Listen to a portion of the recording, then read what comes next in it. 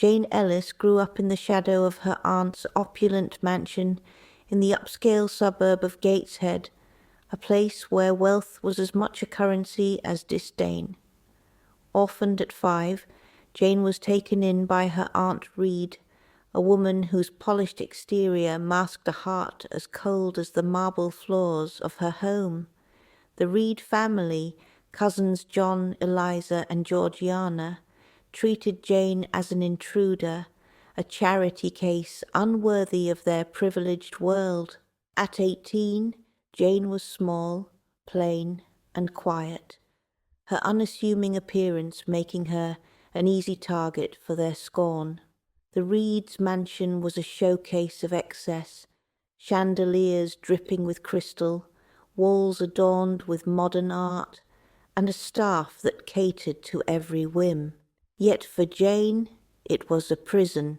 Her attic bedroom, tucked behind a hidden door, was a stark contrast to the grandeur below, a metaphor for her place in their world.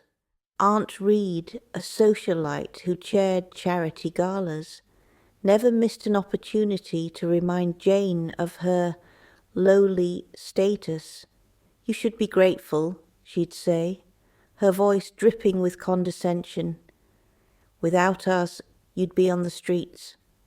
One winter evening as snow blanketed Gateshead, Jane sat in the library, lost in a book about coding, a skill she'd taught herself through free online courses.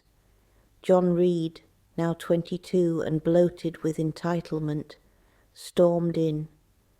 "Still hiding in books, Jane? You'll never amount to anything." He snatched her laptop, a second-hand device she'd saved for months to buy. "This junk belongs in the trash, like you." Jane's grey eyes flashed with quiet defiance. "Give it back, John." He laughed, tossing the laptop onto a couch. "You're nothing but a leech. Mom should have kicked you out years ago." His words stung, but Jane swallowed her anger. She'd learned long ago that silence was her shield. That night, Aunt Reed summoned Jane to the parlour, where a group of her socialite friends sipped champagne. "Jane, fetch more wine from the cellar," she ordered, not meeting her eyes. The women tittered, one whispering loudly, "She's so plain. No wonder Sarah keeps her hidden." Jane complied, her face impassive, but inside a spark of resolve flickered. She would not remain their punching bag forever. At 19, Jane's life changed when Aunt Reed, tired of her presence, enrolled her in Lowood Institute, a vocational school for disadvantaged youth. Lowood was a grim, underfunded facility, its concrete halls echoing with the footsteps of students who, like Jane, had nowhere else to go. The director, Mr. Brocklehurst, a sanctimonious businessman who preached humility while driving a Bentley, treated the students as liabilities. "You are here to learn discipline," he'd bellow, "not to dream of greatness." Despite the harsh conditions, Jane thrived. She excelled in her studies, particularly in computer science, where her self-taught coding skills earned her the quiet admiration of her teachers. Miss Temple, a kind-hearted instructor, recognized Jane's potential. "You have a sharp mind, Jane," she said one day, handing her a scholarship application for a prestigious tech boot camp. "Don't let this place dim your light." Jane formed a bond with Helen Burns, a fellow student whose gentle spirit contrasted with Jane's fiery resolve. Helen, battling chronic illness, taught Jane the power of inner strength. "Anger won't free you," Helen whispered during one of their late-night talks. "Knowledge will." When Helen succumbed to her illness, Jane's grief fueled her determination. She vowed to escape Lowood's confines and prove her worth. By 21, Jane completed the tech boot camp, graduating top of her class. She landed a job as a junior developer at Thornfield Solutions, a mid-sized tech firm in the city. It was her ticket out of Gateshead and Lowood, a chance to rewrite her story. Thornfield Solutions was housed in a sleek downtown tower, its glass facade reflecting the city's skyline. Jane's role as a developer was modest, but she relished the work, writing code, solving problems, building systems that powered businesses. Her boss, Edward Rochester, was a charismatic enigma. At 40, he was the company's CEO, known for his brilliant mind and volatile temperament. His dark eyes and commanding presence intimidated most, but Jane found him intriguing. Rochester noticed Jane's quiet competence early on.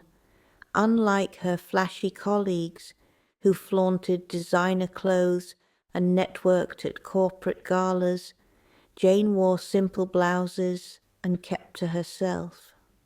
"Miss Ellis," he said one day, reviewing her code, "you're wasted on these small projects. I want you on the new AI platform." Jane's new role brought her into Rochester's inner circle, where she met Adele, his adopted daughter, a bright 10-year-old he'd taken in after her mother's death. Jane bonded with Adele, tutoring her in coding after hours. Their connection softened Rochester, who began seeking Jane's company, sharing stories of his travels and his disillusionment with the corporate world. "You're different, Jane," he said one evening, his voice low. "You don't play their games." But Thornfield had its shadows. Blanche Ingram, a stunning marketing executive, was Rochester's rumoured fiancée. Blanche, with her designer handbags and sharp tongue, dismissed Jane as insignificant. At a company gala, she cornered Jane near the open bar. "You're Rochester's little coder, aren't you?" she sneered, her friends giggling. "Stick to your computers, darling. You don't belong in our world." Jane's face burned, but she held her ground. "I'm here to work, Miss Ingram, not to compete in your pageant." Blanche's smile faltered, but she recovered, tossing her hair. "Enjoy your moment, Jane. Edward will tire of you soon." Jane's life at Thornfield took a darker turn when she discovered a secret. While debugging a server, she stumbled upon encrypted files labeled Bertha. Curiosity piqued, she cracked the encryption, a skill she'd honed in her boot camp days, and found evidence of a hidden offshore account linked to Rochester. The files hinted at a past scandal, a woman named Bertha Mason, and payments to a private facility.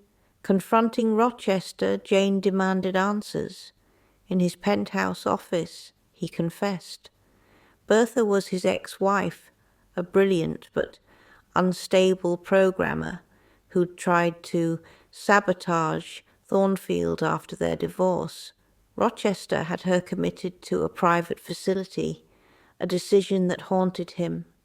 "I kept it hidden to protect the company," he said, his voice raw, "and to protect you." Jane was torn. She admired Rochester's honesty, but questioned his ethics. Meanwhile, Blanche's hostility intensified.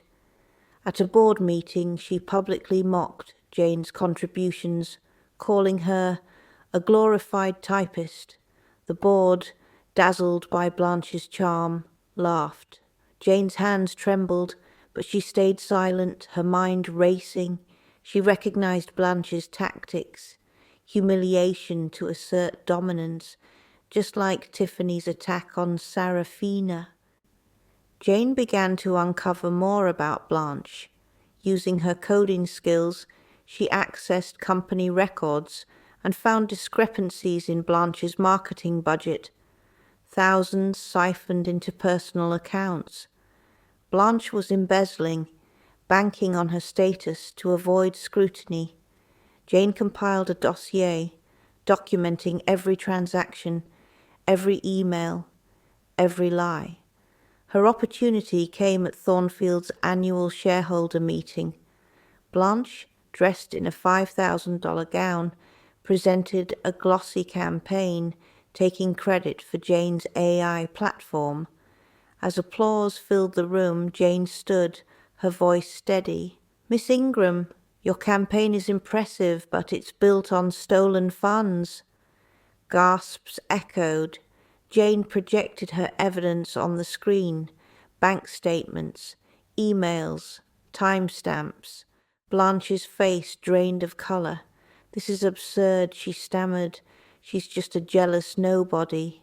Rochester, watching from the head table, intervened. "Let's see the evidence, Jane." She walked the board through her findings.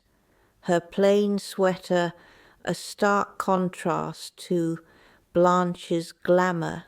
The room fell silent as the truth sank in. Blanche was escorted out, her career in ruins. Within. That night, Rochester proposed to Jane, confessing his love.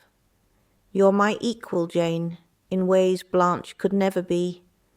But Jane hesitated.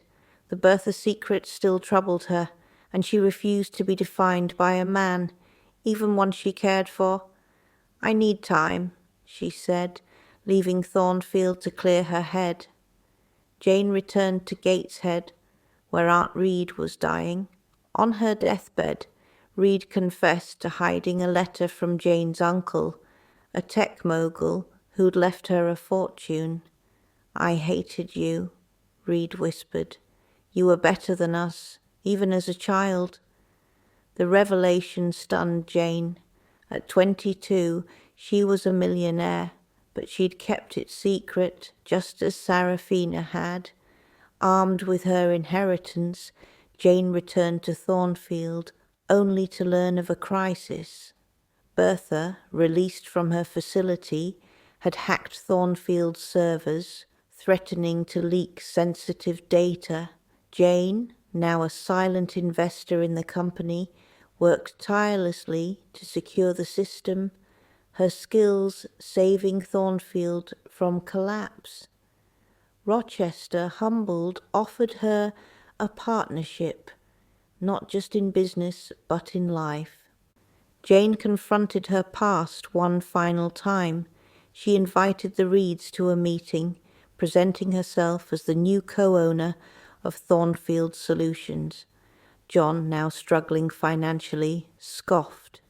"You, a tech mogul, you're delusional."